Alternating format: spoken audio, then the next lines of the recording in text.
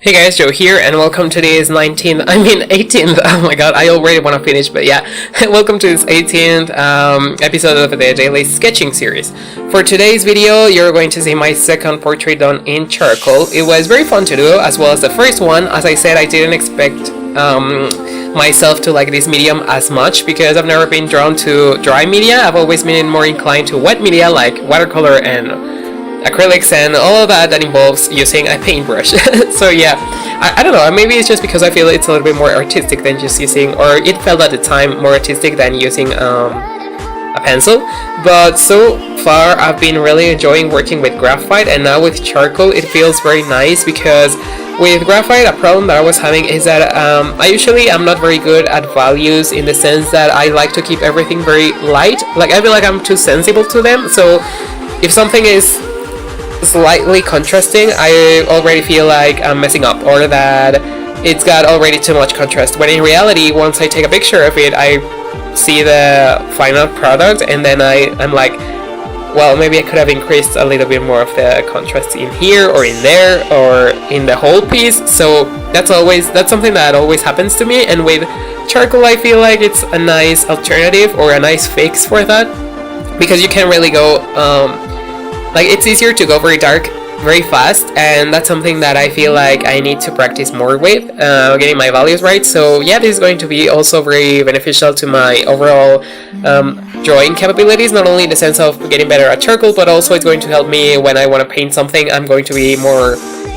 aware of values now, or less scared, or less sensitive, or I don't know how to say it or how to explain it, but I hope I'm making myself clear. I've had this problem ever since I started drawing. Like, it doesn't matter with what medium I'm working, I usually tend to do or to paint stuff very lightly, but yeah, with charcoal it's getting a little bit better, in my opinion. So for this small portrait thingy, I actually drew it smaller than I initially intended it to. I wanted it to take, like, not half the page, but at least the top of the head to be near the edge of the, like, where the spiral thing is, and then the bottom of the chest to be near the edge of the page.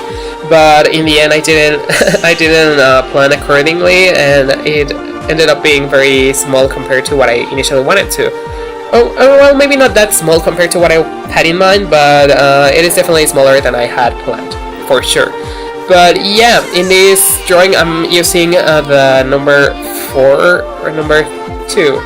I think the number 2, yeah, number 2, no, this was still the number 4, I believe, sketching pencil. As I said, it's very confusing to me. I have yet to look into how to interpret, or how to translate the numbers on the pencil compared to what it would be like on graphite, because these don't come as 1B or 2B or 5B or 4H. Like, they come with a set of numbers and then a 4 or 2 or 3 or whatever number at the end. So it's just a couple of numbers first, then a dash, and then or a slash, I don't remember, and then it comes a number that indicates, like, the softness of the pencil. But I'm not really sure whether the number 4 or the number 2 is the softest one. I believe number 2 is the softest one, as I said in the previous video, but I don't even recall, and I just said that like 20 minutes ago. If you're seeing this live, you're probably wondering, well, that was one day ago, but no, I'm recording all these voiceovers simultaneously, so I just said what number it was, but I don't remember. I'm going to look near here the desk to see which one it is that I'm talking about. Yeah, I believe it's number 2, the softest one.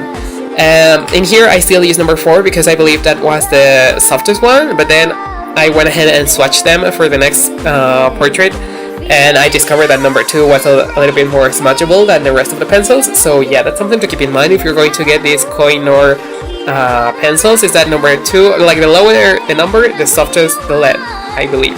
Correct me if I'm wrong, because I honestly have no idea. That's just and the differences between the pencils are very subtle. So if any of you like have a better understanding of how this all works, then totally feel free to enlighten me and leave a comment down below.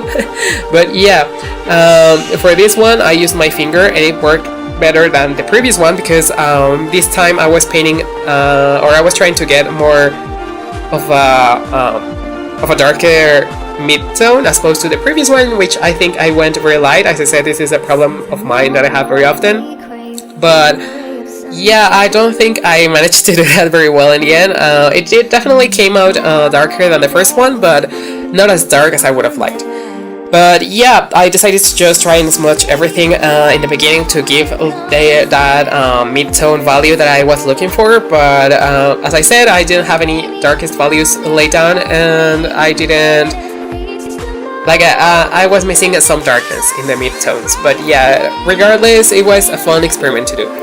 I tried to keep these sketches very loose and very free because I don't want to stress about them. Like, of course I want to do them to improve, and I'm constantly reminding myself of the stuff that I need to improve on, but that doesn't mean that I'm going to treat them very seriously as if they were to be a very large piece, because that's just going to make me very stressed and not enjoy the process. And so far these sketches have been very nice to make. Like, I haven't been feeling a burnout or anything because I don't have to think about a lot of things. I just have to look for a good reference picture and then try my best to replicate it, but I don't have to put any effort into creating like a creative piece or just making it look perfect. That's something very nice that I found while doing these sketches, is that I just can experiment with whatever I want to do. And if it comes bad or wrong, it doesn't matter, because these videos are supposed to be like a journal of mine in which I can track my progress and in which I can see the stuff that I was going through at the time. So like, it doesn't matter. It's not something that I'm going to sell in the end. So if they turn out ugly, like, whatever, who cares? Even if the people on the internet don't like them, like, they're not supposed to be finished pieces. And if you can understand that, then you're going to have a much easier time sketching stuff. Because sometimes I can understand the feeling of not wanting to sketch because you think that it's going to turn out awful, or that you're going to mess up. But if you go ahead with that mentality from the beginning, it's just going to end up being that way. And I rather just try to keep everything a little bit more positive, even though, like I said, I'm not the most positive person on this earth by any means. Rather a negative one, not even a realistic one, but a negative one. Like, I always expect the worst outcome of the situation to come out. But yeah, with the sketches I've just been having a blast, and I don't even feel like stopping, because sometimes, like during October, I was like, oh man, I wish that this challenge was already over, because I was just so fed up with things and I was getting very annoyed with it all. But this time it's just been fun and very creative process, and I love experimenting with new supplies, and that's something I've been doing a lot recently. So yeah, I don't want to be a jack of all trades and master of none, but trying out new stuff is just always fun for me.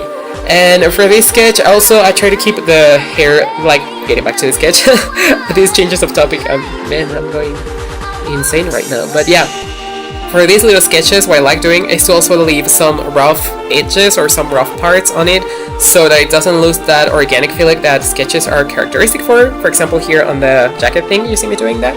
And yeah, we're done with this piece. So if you enjoyed the video, make sure to leave it a like. If you have any tips for me to use charcoal, leave a comment down below, and subscribe if you want to see more content from me, and thanks for watching.